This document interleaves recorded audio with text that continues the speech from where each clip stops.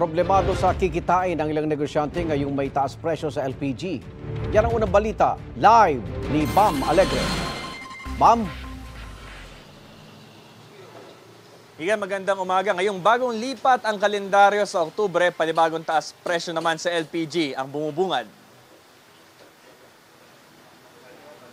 Ang liquefied petroleum gas o LPG tank ang mistulang dugo na bumubuhay sa karinderya nila Janet Imperial dito sa Burgos, Pasay. Wala silang halos humpay magluto kaya sa isang linggo, 3 hanggang 5 LPG tank ang kanilang konsumo. Kaya tuwing may taas presyo ito, tulad ngayong buwan ng Oktubre, apektado raw ng husto ang kita nila. Malaking epekto kasi konti lang din yung yung benta namin sa araw.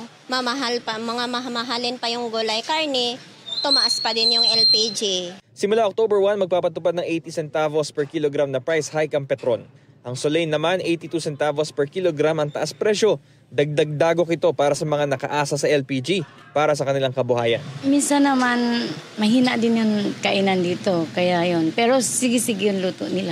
Minsan mahirap makabawi. Tsamba-tsamba lang kasi dito.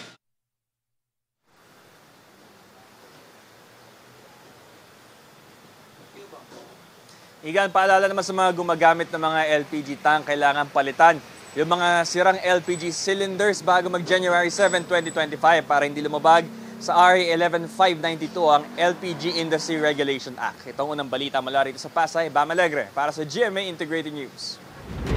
Igan, mauna ka sa mga balita. Mag-subscribe sa GMA Integrated News sa YouTube. Sa mga kapuso abroad, subaybayan nyo kami sa GMA Pinoy TV at sa www.gmanews.tv.